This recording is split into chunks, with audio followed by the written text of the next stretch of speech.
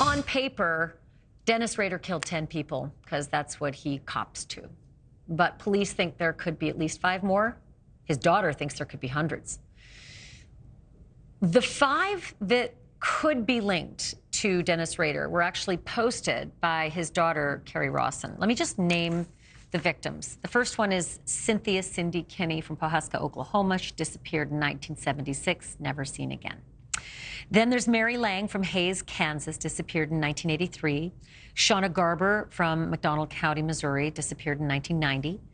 And then 2 other unnamed cases. One is sort of an unsolved murder in Kansas that Dennis Rader referred to as Project Bell, and an unsolved violent crime known as Oklahoma Case Number 2. Those are the 5 that, investigators are sort of looking into as possibilities. But that first one that I named, Cynthia Kinney, 16-year-old cheerleader, 1976, she leaves her parents' laundromat. She's never seen again. And Dennis Rader writes all about Bad Wash Day, one of his projects. He used to call murders projects. His journal, his book manuscript that they found all talk about Bad Wash Day. And so investigators really think it could be that he's talking about Cindy Kinney. And when they dug at his house twice, they found ligatures and chains, they found trinkets and hobby items, and they think they might be connected to Cindy Kinney. So finding resolution on Cindy Kinney's murder after almost half a century would be massive. Not only to the law enforcement who've been working on this case for so long, but family members and friends. Friends in particular, like Tjuana Boulanger, close friend of Cindy Kinney, spent years searching for her. And she is live with me here tonight. Tjuana, thank you for being here. I wanted to ask you about these recent developments and the very real possibility that the sheriffs think they may actually be able to connect Dennis Rader to your friend's disappearance. Well, I'll tell you what, I was excited when I found out about it. In the beginning, I didn't know what to think about it because Cindy's not the first unsolved murder in Pawhuska. So, I really just didn't know. But the more evidence I hear, the more I'm almost convinced he is.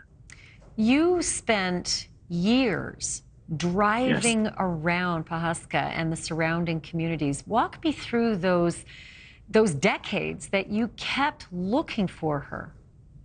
We drove back roads. We drove out to oil rigs. We drove pastures. We walked that lake. I mean, year after year after year, just hoping to find something. And we just never did. Does she have any family still alive, aware of these new developments?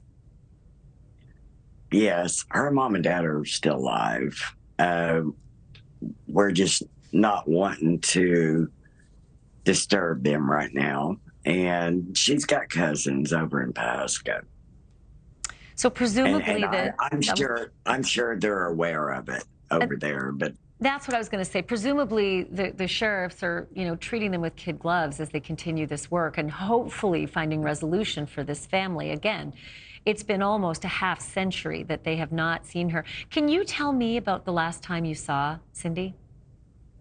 Do you know, I've been asked this question more than once, and it's been a lot of years, but I've thought and thought and thought about it, and I just cannot pinpoint the last time I seen her. The last time I spent a significant amount of time with her was during cheerleading camp that summer. But that wasn't the very last time I seen her, I'm sure. Pawhuska's so small, we pass each other every day. Sure. And she was 16 and a cheerleader when she disappeared from the laundromat. Can I ask you, Tjuana, what justice and closure would feel like after this much time, knowing that Dennis Rader's already serving 10 life sentences? If we could just find out the truth to get some closure for her family. I really highly doubt if we'll ever find her body. It's been too many years. It'd be something else, though, right? If you could find that as well, the connection to Rader and The location, Yes. that would be remarkable. I hope we can stay in Yes. touch, Tjuana. I really appreciate you being on and sharing your thoughts about Cindy with us, because she seemed like a really sweet 16-year-old cheerleader. She was. She never had an enemy, and everybody loved her. And that's why this was such a big shock to everybody, because she was just so well loved.